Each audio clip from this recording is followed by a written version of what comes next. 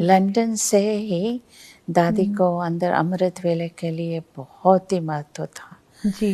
क्योंकि वो जो शक्ति हम उस समय भरते हैं, दिन भर में कारोबार में बिजी हो जाते हैं, तो वो ही शक्ति जो है हमको बल मिलता था, पावर मिलती थी। तो उस समय बहुत ही जैसे स्ट्रिक्ट भी रहती थी, न सिर्फ अपने ऊपर, हर एक के ऊपर, जैसे ध्यान खिंचवाना उनको अमृत वेले के लिए खास उसकी विशेष बातें वो बताती थी। और जब हम यहाँ भी आए तो दादी कोई दिन मिस नहीं किया। हाँ, पिछले 5 साल क्योंकि काफ़ी अभी तो उम्र भी हो गई थी, काफ़ी तकलीफ भी बढ़ गई थी, लेकिन 10 साल मैं समझती हूँ अमृत वेला हमेशा कॉन्फ्रेंस हॉल में गई होंगी या दादी जिस मीटिंग हॉल में या पार्टी आती थी तो डायमंड हॉल में योग कराने जरूर जाती थी। तो एक बारी क्या हुआ कि हम उनको हमेशा योग में ले जाते थे 4 बजे और नज़दीक था तो हम पैदल चले जाते थे। उस समय दादी को तो डायमंड तब तो चलती भी थी, वो 2014 में जब गिरी तो थोड़ा तकलीफ हो गया, उसके पहले तो चलती ही थी। दादी डायमंड हॉल का राउंड भी लगाती थी, तो वो अमृत वेला चल के जाती थी। जब जाना होता था तो एक बार क्या हुआ, वैसे तो मैं हर समय ले जाती हूँ, एक बार मेरे आँख लग गई।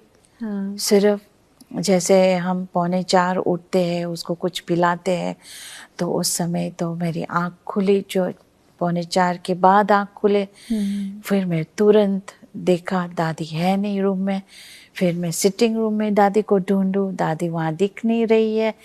फिर हमने देखा कि ये दरवाज़ा खुला है, तो सब कुंडे लगे हुए थे, स्टॉपर लगे हुए थे, तो दादी तो इतनी छोटी है, तो फिर भी दादी ने कैसे भी करके ऊपर का जैसे स्टॉपर खोला, लॉक खोला, 2-3 चीजें खोली, स्टॉपर खोला और चल पड़ी।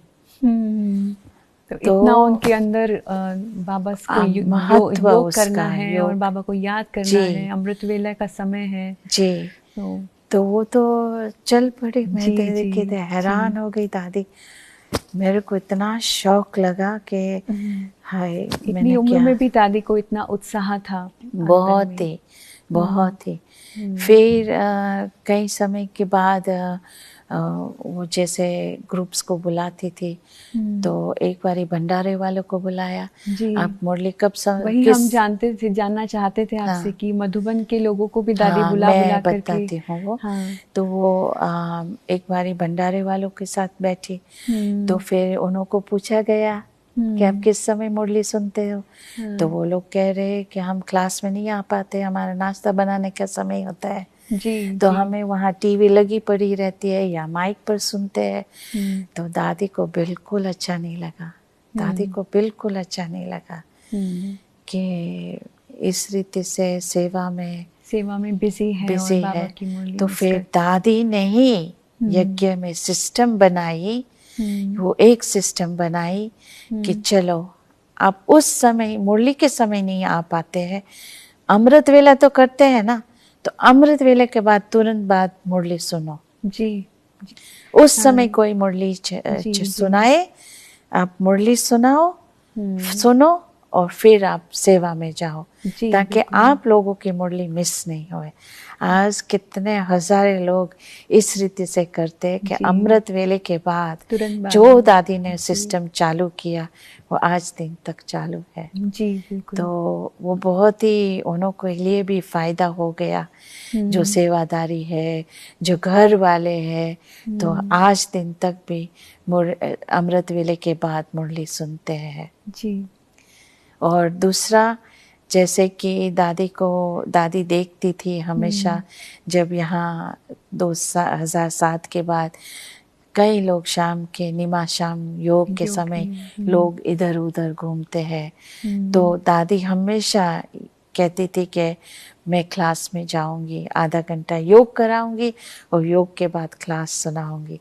तो उस स्थिति से सारे घर वाले भी सब नज़दीक आ जाते हैं। जो भी सेवादारी इधर उधर घूमते हैं वो भी आके सुनते थे। जो भी घर में थे उन्हों को पता चलता था कि दादी क्लास आज कराने वाली है, दादी योग करा। तो नीमा शाम का योग भी उसके ऊपर भी बहुत अटेंशन खिंचवाया, क्योंकि सारे दिन बिजी रहते तो अपने को क्या कौन सा टाइम दिया, पर्सनल टाइम किसका कौन सा समय दिया। जी। तो ये भी एक नियम बनाने के लिए हम सभी के ऊपर फायदा होगा कि चलो ये समय हमारे लिए है। और फिर लंदन में थी तब भी दादी क्या करती थी कि 4 से 8 के बीच में जितना हम शांत में रहेंगे उतना अपने लिए जैसे फायदेमंद है। मनोबल बनाने के लिए भी हम उस समय चर्न भी कर सकते हैं, जो भी है। तो ऐसे ऐसे जो प्रैक्टिकल हमारे जीवन की लिए बातें थी वो हम दादी के द्वारा ही सीखी।